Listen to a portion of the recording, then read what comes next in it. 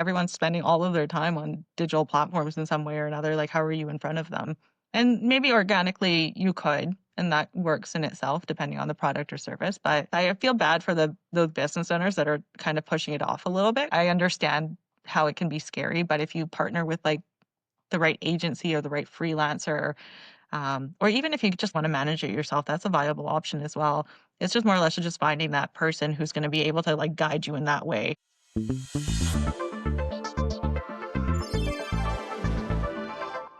Hey everyone, and welcome back to the Exact Digital Podcast, where we dive into digital marketing with the agency owners, strategists, and creatives who are shaping what's coming next. Today's guest is someone who you're gonna love, Ameet Khabra, founder of HopSkip Media, a digital ad agency hyper-focused on doing one thing really well: paid media. So Amit has been in the space since early 2010s and has built a reputation not just for driving results across Google, Meta, LinkedIn, TikTok, and Spotify, but for educating others on how to do it right. In today's episode, we're talking about what clients really need and often ignore in the PPC strategy, how AI and automations are shaping campaign performance, what transparency actually looks like in an agency client relationship, and why personality driven leadership is underrated in this space. Amit, welcome to the show. Thank you so much for having me, Kenzie. Of course. I just want everybody to know that we yapped for 30 minutes before this podcast even started. So she's so much fun. And like a couple weeks ago, I think it was like an hour and a half. So You know, when you meet a good person, you can't help yourself. when I go to the gym, everyone's just like, "What's your thing?" And I'm like, "I'm a chatterbox. You need to leave me alone." I love that. Love it. So you've been doing this for a long time. What originally drew you to digital ads and what keeps you in love with it? Oh gosh, I honestly, I feel like ads kind of fell into my lap. I feel like I was always meant to like own a business. My friends in high school saw it like a long time ago. And then I started my first company when I was 19 in '09, and I was in school at the same time for business administration with a minor in entrepreneurial leadership.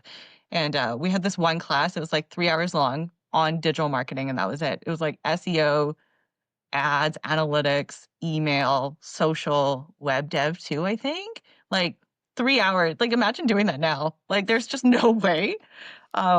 And for whatever reason, I think because of the certifications, Google Ads and Analytics was written down in my notebook and like kind of like highlighted. And then I kind of just like forgot about it. And then when I went to go run my company, I started using ads to like sell tickets and stuff like that. And it turned out that I was actually relatively good at it. But like thinking about it in hindsight now, I'm like, ads were so much easier. Like I probably wasn't that good. Like just told myself I was really good. And then like, yeah, I just realized I hated event planning. So I was like, screw it, let's just close up shop. And I moved and opened up that notebook that I just randomly found and it said Google Ads on it. So I was like, let's try this out. And um, yeah, it turned into something that I didn't really expect. Somebody like reached out on LinkedIn and was like, hey, you have the skill set that we're looking for. And I'm like, do I? Okay, cool. So I went from like spending 6 grand of my own money annually to like 4.3 million almost like overnight. Like they just handed me $4.3 million. I was like, yeah, go for it. I'm like, okay, let's try.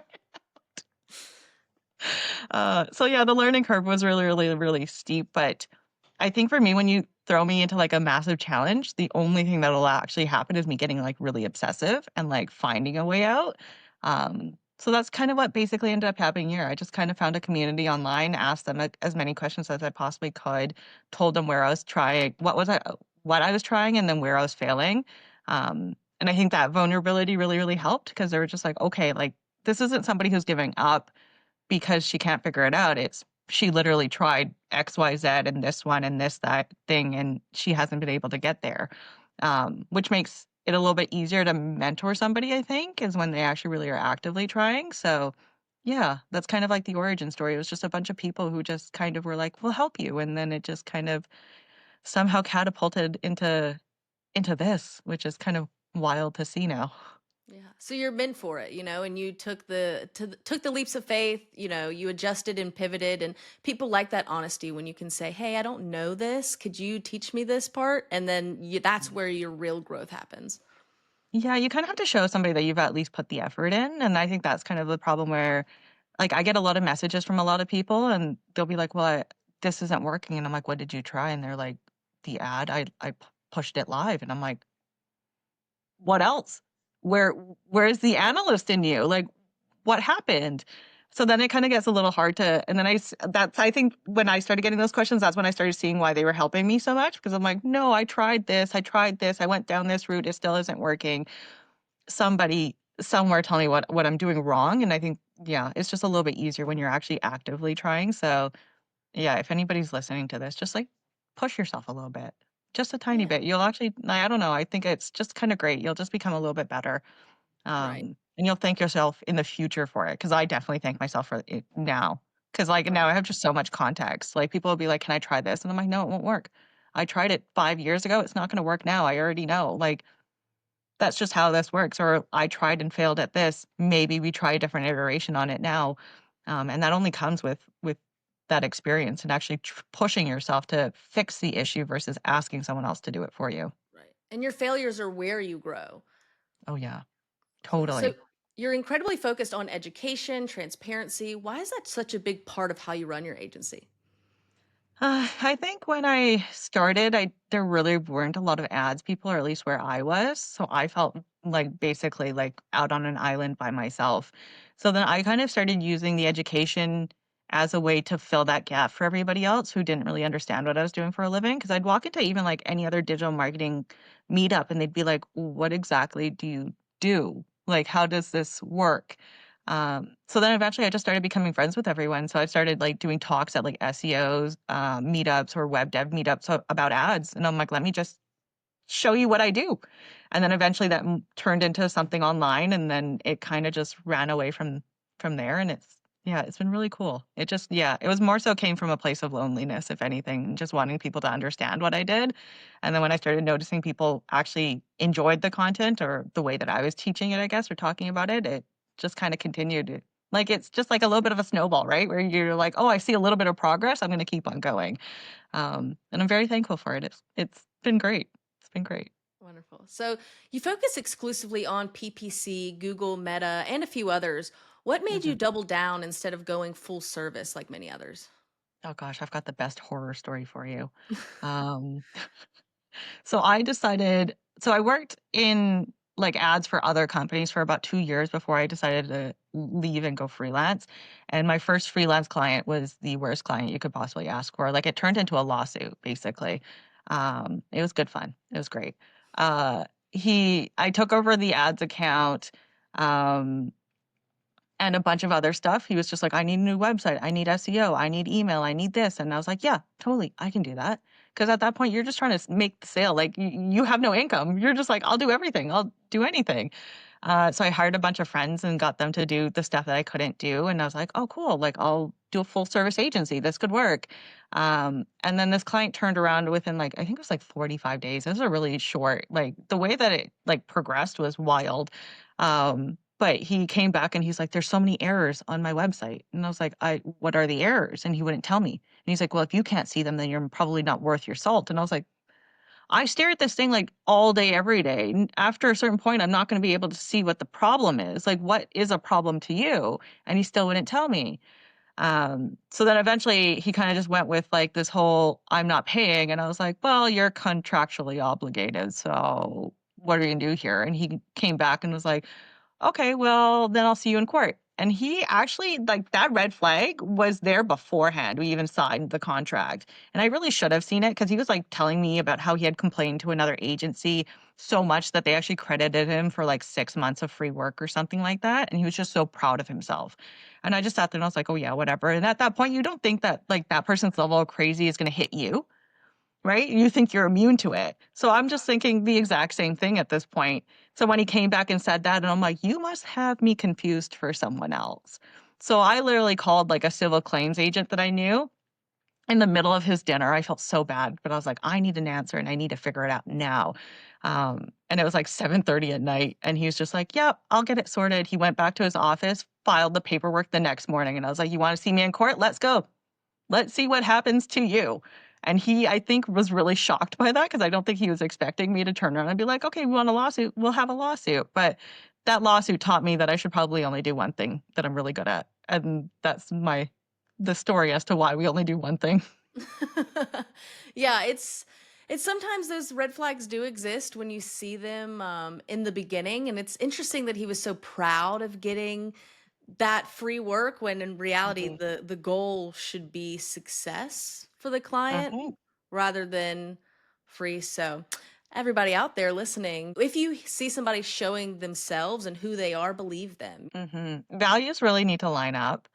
Uh, I mean, we were having this conversation beforehand too, prior to the filming part, but like people reveal a lot more about themselves in conversation than we really realize. And it's just a matter of really listening and maybe not even making that decision in that moment, but taking it back and thinking about it. And I think after him, I would have conversations and people would be ready to sign. And I'd be like, okay, let's take a 24-hour cooling period just to figure this out, like just to make sure.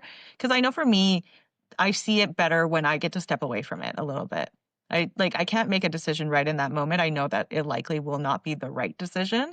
And he really taught me that. So I'm kind of grateful for all of that. It's just like fun now for me because people will be like, like random people will like threaten a lawsuit. And I'm like, I've done this before. We can go at it again. Like, I've got the resources. What do you have? Like, and it's just like really, really funny because people are just like, what? And I was like, I don't think you realize who you're messing with, right? I'm like, I've been through hell and back. You can try this. But yeah, it's just more or less of just really listening to them and like figuring out what they value and then making sure that that also is something that works with you. So if like for us, like we're really, really focused on the relationship with our clients. So if we find a client who's just like, well, I don't really want the monthly phone calls. I don't really want to answer to you guys in email. Well, then you're not really a good fit for us. Right. Admittedly that you might be an easy client because we don't have to talk to you as much, but like it just doesn't work for what we value. So then we'll refer that person out to somewhere else where they can actually have that or that lack of communication and have it actually be like an agreement, not something that like an agency is doing to them. Um, but yeah, it just boils down to values and just making sure that you guys are aligned on that front. Absolutely. So, speaking of that, with accountability and reporting, what does a healthy client relationship look like when it comes to performance data? Uh, I would say like I honestly believe in the power of conversation. I don't really like the idea of emails, but I also don't like the idea of meetings either. So it's like kind of like a weird place that I sit in where I'm like, "Ugh, I don't want to talk to you, but I also don't want to send this in an email and like have like that exchange back and forth.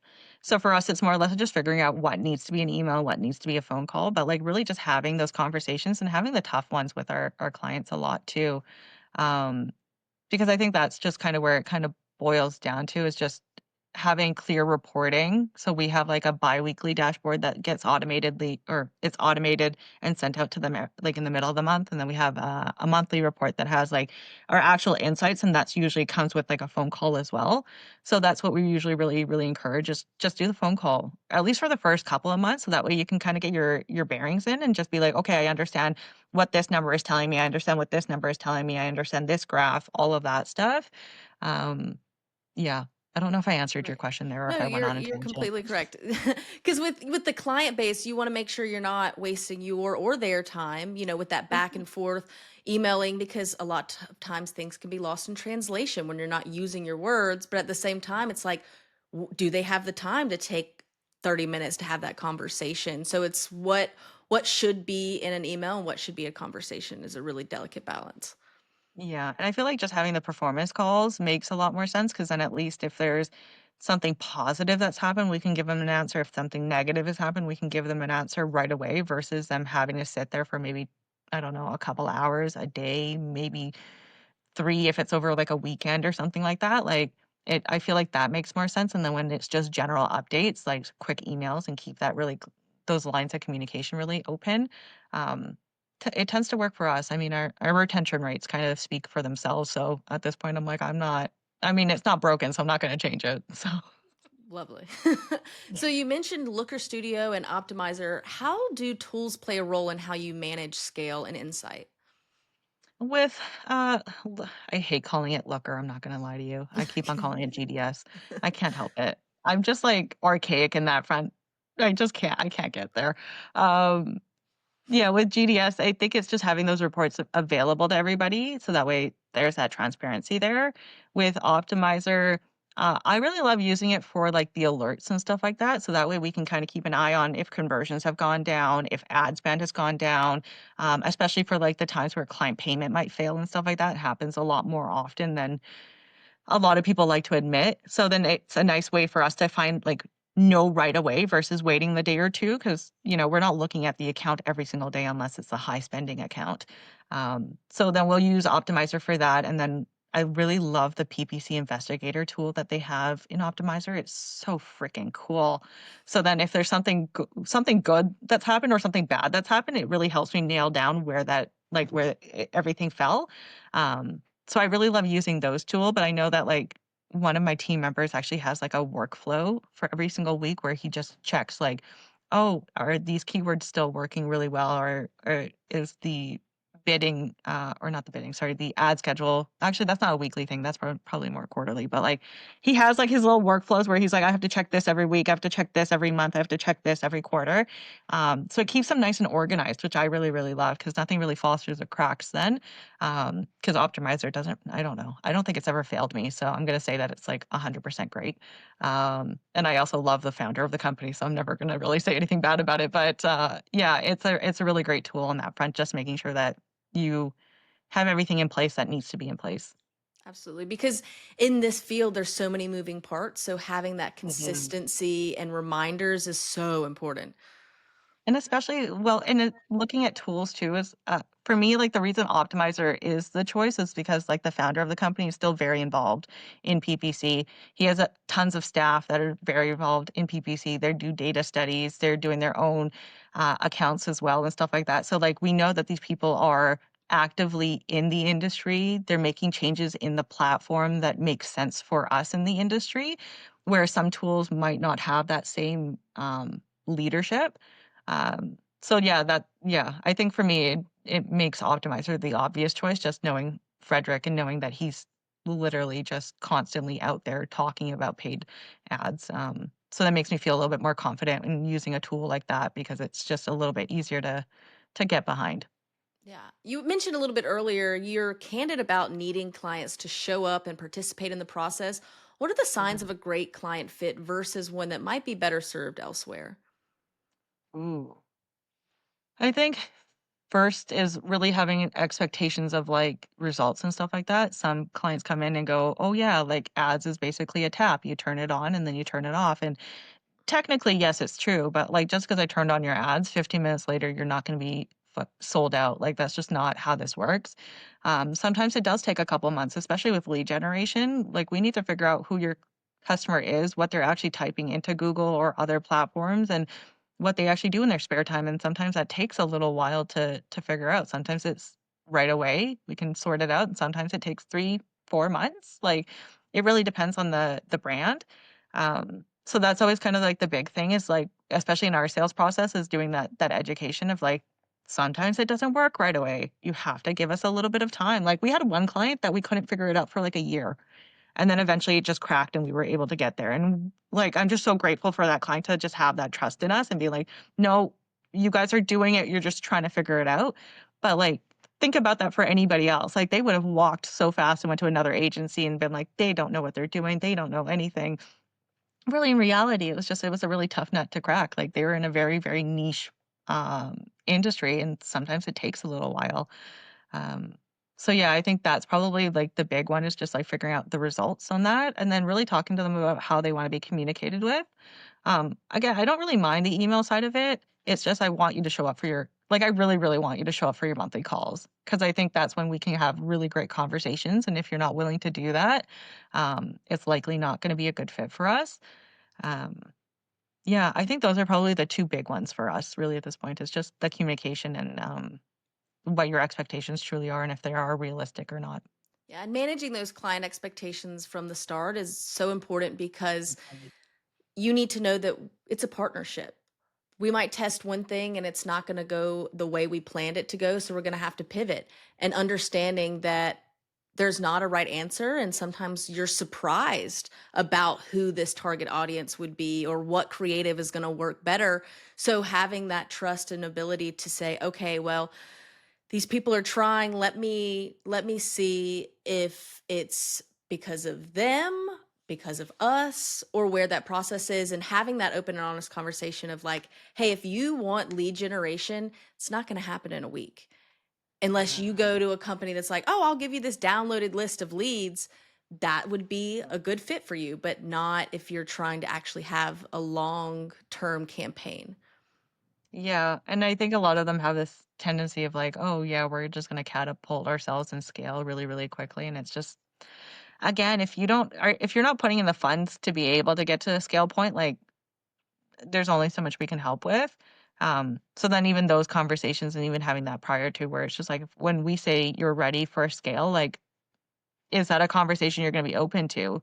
And sometimes some people are like, "No." They already know that's just, like, the whatever that let's say $2,000 is where they're gonna sit for forever, and that's totally fine, but, like, that's just not it's not the agency that I'm running, like, we're just very growth mindseted here, and it's just one of the things where I'm like, "If we can't grow this," like, it almost feels sad to me because 'cause I'm like, "Isn't" I don't know, I think maybe my viewpoint of business might be a little wrong there, where I'm like, "Don't you start businesses to grow them? Like, isn't that the whole point?" And I do understand that some people don't. Some people like having their lifestyle business, and I'm not on that same wavelength. So, even looking at it that way, I was like, how do you run your business? Is it actually something that you're wanting to grow, or is it something that you're just looking to sustain? Is a really good answer or a really good question for us to be asking Right. And just to there's figure out if agencies that's out gonna there be the for fit. you in that Yeah, space that just want to sustain it, and that's fine. and really good agencies too. Like, they're not poor agencies. It's just it depends on what you really want and just finding that fit for you. Right. And, do some shopping. Don't be afraid. Mhm.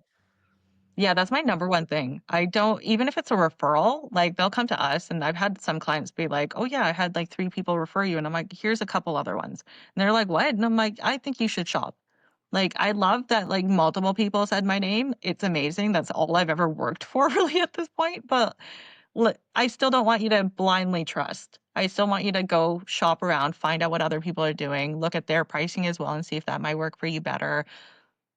See what they say and just feel it out, and I mean, more often than not, it ends up working out for me in the sense that they do come back to us, but, like, at least, like, I gave them that I feel like it's just, like, a nice little opportunity to give that person, so that way they can just, like, feel very, very confident in their decision. Look at our reviews.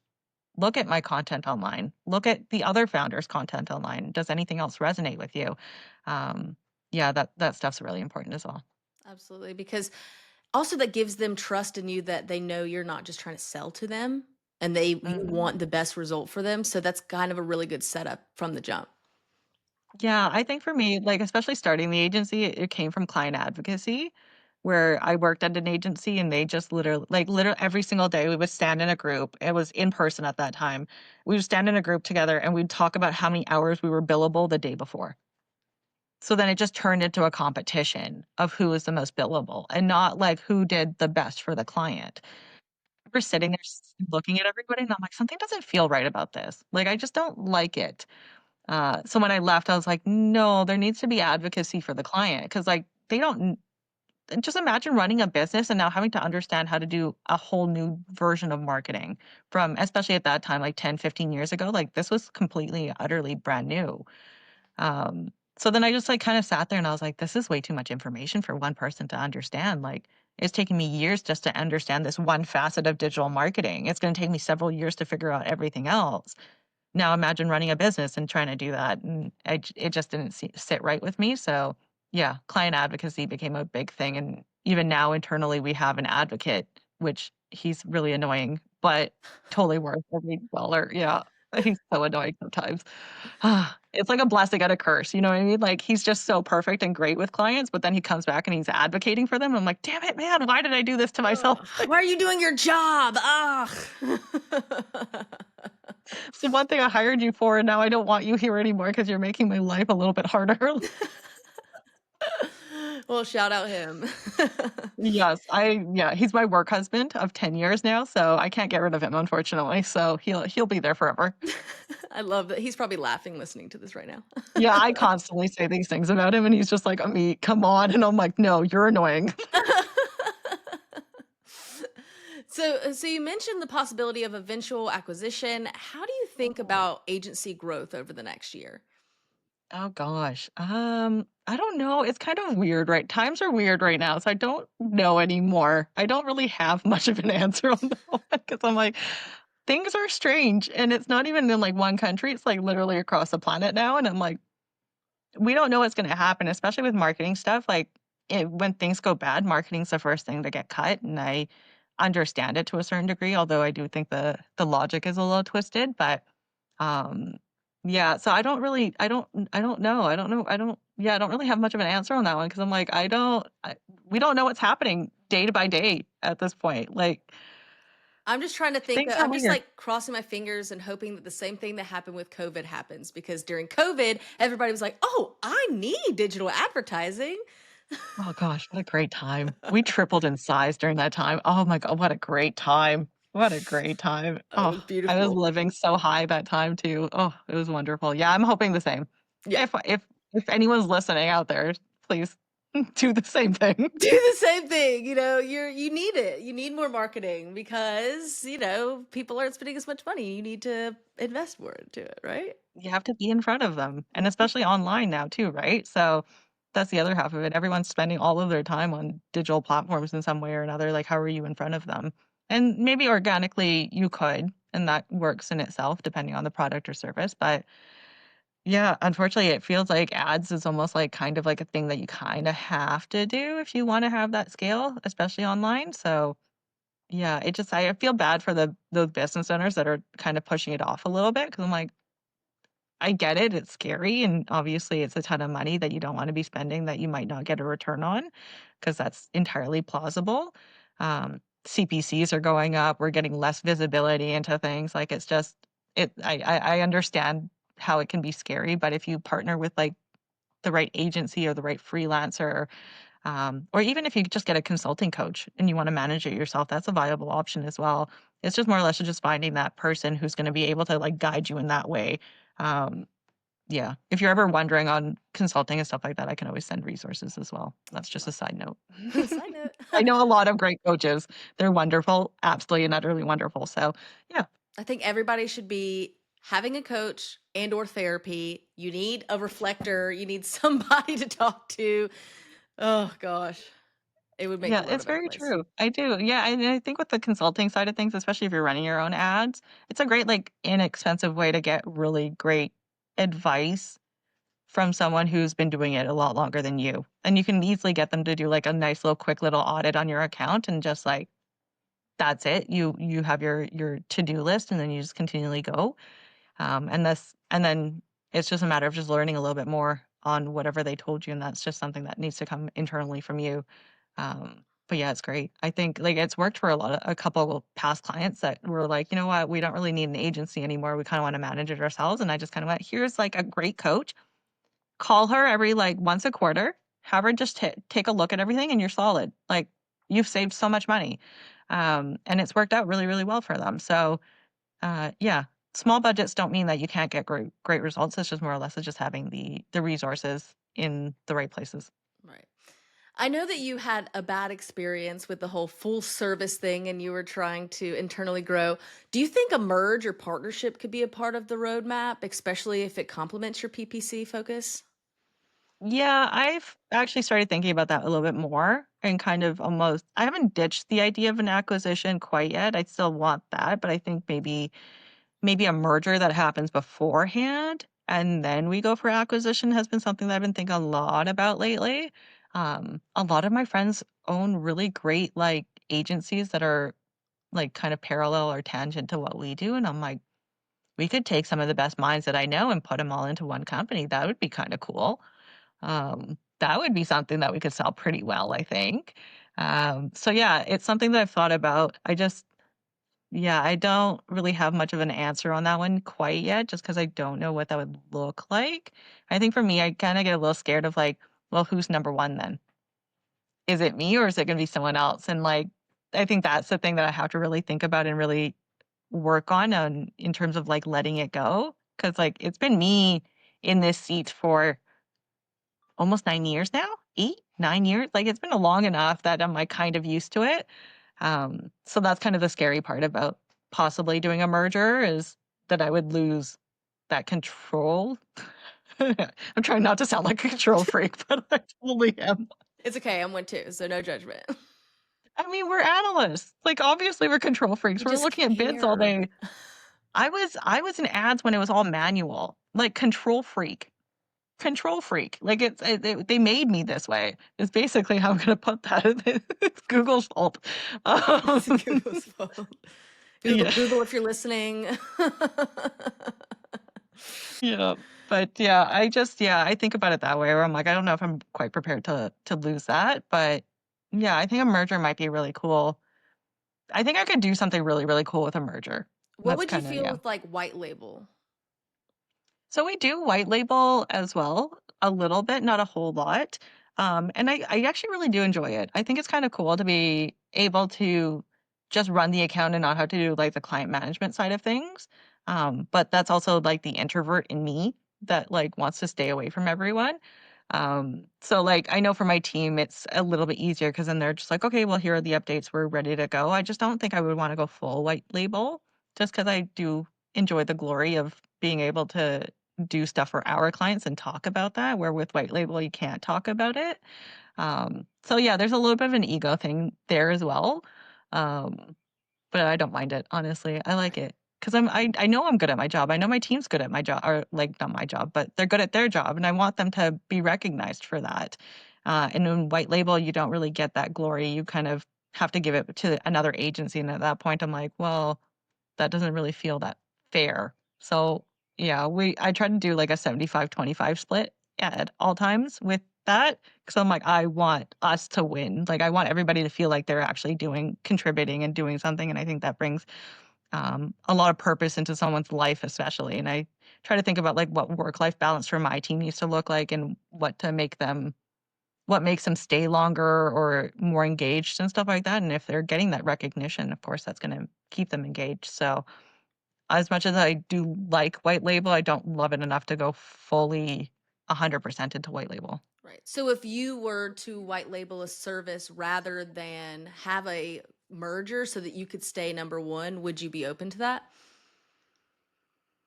Yeah, yeah. I just eventually at some point I feel like a merger would still need to happen. Like all that money's being funneled down into us and that's great and wonderful, but eventually at some point like when we're getting ready to like possibly for an acquisition, I just know that like a niche agency is probably a lot harder to sell than a full service one. So then I think of yeah, there's a lot of, like, random strategy pieces that you have to kinda put into place where you're like, "Well, what exactly would somebody wanna buy from you?" And any acquisition that I've seen, especially in Edmonton, has always been, full service agencies getting acquired or merging and stuff like that, or, like, to become a full service agency. So I sit there and I think about it from that standpoint where I'm like, "Okay, either it's gonna be a really big full service agency that's trying to strengthen their PPC department, or it's gonna be, somebody who doesn't have this at all, and that's something that they're trying to bring into their end. Um, yeah, it's a lot to think about, honestly. It's a lot to think about, and you just kinda get really, really overwhelmed really, really quickly. So I've been, like, trying not to think about it lately because I'm like, "I don't know." Like, I don't know the answer anymore. Before, it used to be so clear, and now I'm like, "I have no idea." There's so many options. So many avenues you can take. And it's same thing as like finding the right client, the client finding the right fit. It's like, okay, what is going to be the right fit for us in this direction and looking towards the future for that. So if someone were to support your clients behind the scenes, say it in strategy, creativity, or media channels you don't focus on, what would make a good fit for you? I think it's the communication. All of it kind of boils down to that. How do you communicate? Are you willing to a certain degree integrate into our team? Because obviously we would still be doing client management and stuff like that. So like you have to talk to our director of client retention. You do need to talk to our project manager. Um, are you going to be online during those times? So like time zone is something that we've been talking a lot about internally, where we're like, okay, we have some staff here, we have some staff here, we have some staff here. At what point do we finally make a decision saying, "This is the only location that we're hiring from now," because of the time zone changes and stuff like that?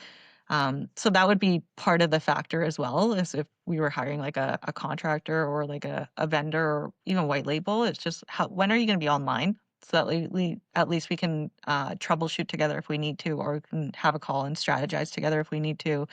Um, are you gonna be communicating with us? via Slack, email, phone, whatever it might be.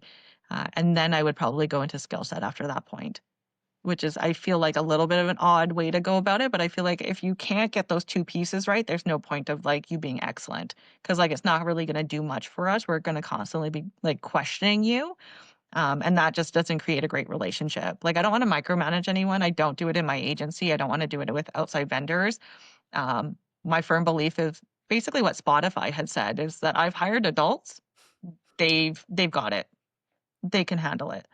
Um, so yeah, it's kind of basically the same thing here. It's just I want to hire an adult, and that means that you should be able to handle it. That means you're responsible for your own, not for your own growth, but like kind of to a certain degree. If you feel like there's a gap that I'm not seeing, then I need you to tell me that. Um, Right. so it's like random tiny little things. It's just but I think all of it tends to boil down to just how you communicate with us. Right. Because if you're hiring like a turnkey agency, then, you would expect them Mhm. to be doing their own management and managing their time and wanting to continue the communication between the two of you. Um, it just makes sense to me, but I guess, everyone's different.